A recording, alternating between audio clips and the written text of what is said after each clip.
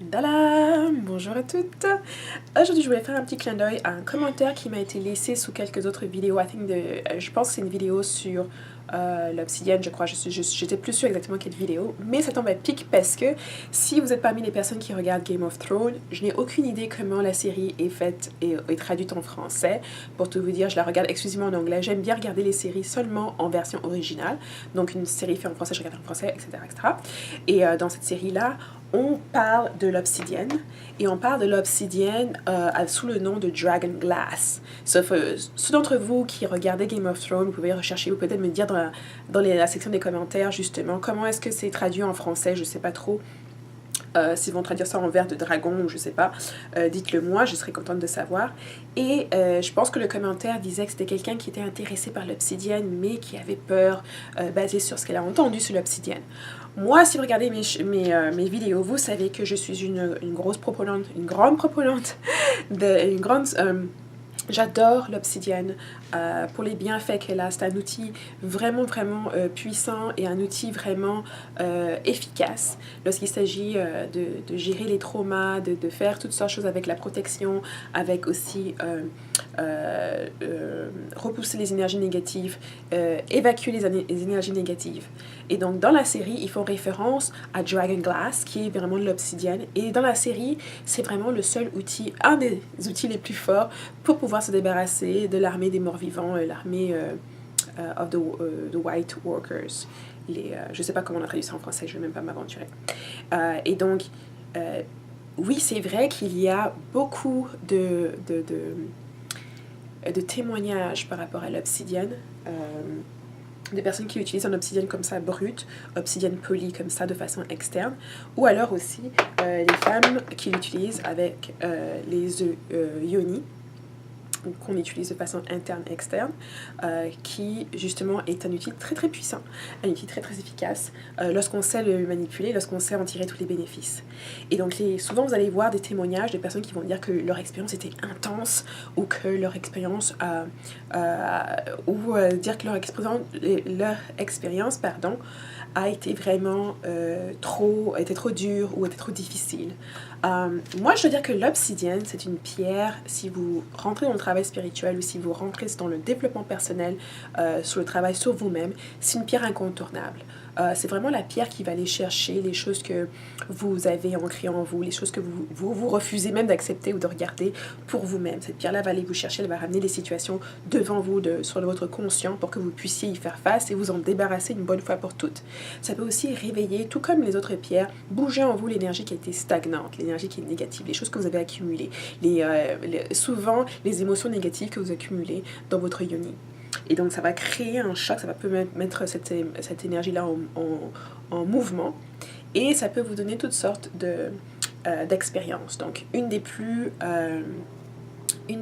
fréquentes, c'est tout simplement justement l'évacuation d'émotions à travers les larmes et les pleurs. Parfois, c'est aussi à travers des rêves. On fait des rêves qui sont en fait des souvenirs et on les revoit en rêve parce que c'est moins choquant et c'est plus acceptable pour notre conscient.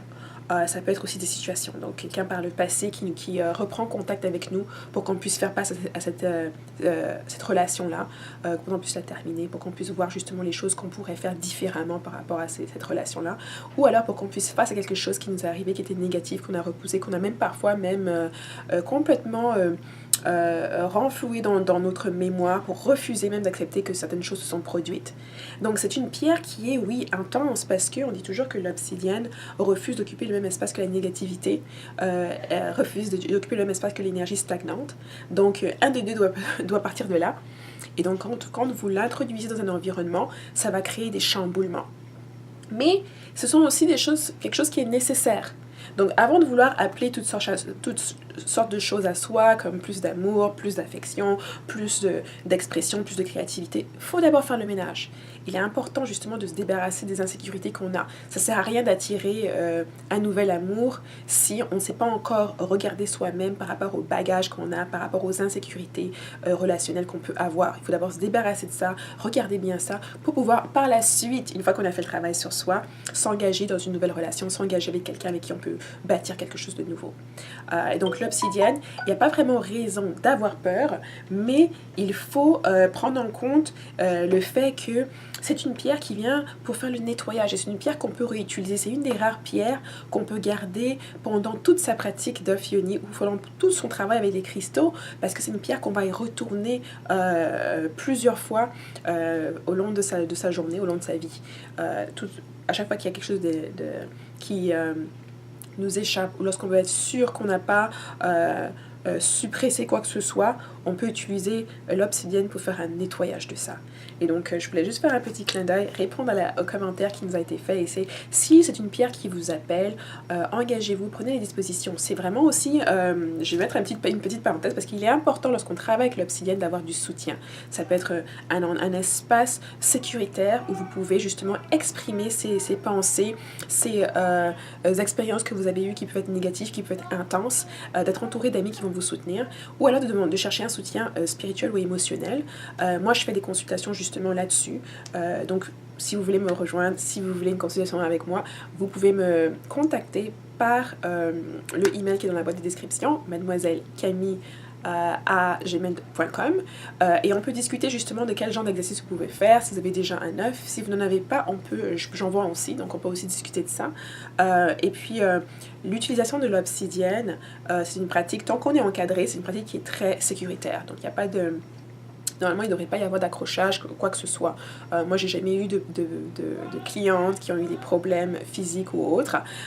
Et lorsqu'il y a justement un déclenchement émotionnel ou spirituel ou autre, on gère ça avec des outils supplémentaires qu'on peut utiliser. Et puis, on a aussi des pratiques et des exercices spécifiques pour l'obsidienne pour justement aller adresser des problématiques précises. Il faut aussi bien s'en tenir que l'obsidienne ne permet pas qu'on se voile la face. C'est vraiment une pierre qui va chercher les choses qui sont vraiment notre corps, les choses qu'on parfois on cache même à nous-mêmes. Donc c'est vraiment une pierre qui nous met à nu, qui nous pousse à nous regarder droit dans les yeux, nous regarder dans le miroir si on veut, et à faire face à toutes les choses qui nous empêchent d'avancer très souvent. Donc c'est aussi une pierre qui est là pour faire le ménage, pour faire le nettoyage, pour qu'on puisse aller de l'avant. Donc, si vous êtes intéressé par cette pierre, commencez par faire de la recherche sur elle. Peut-être regarder aussi si elle est...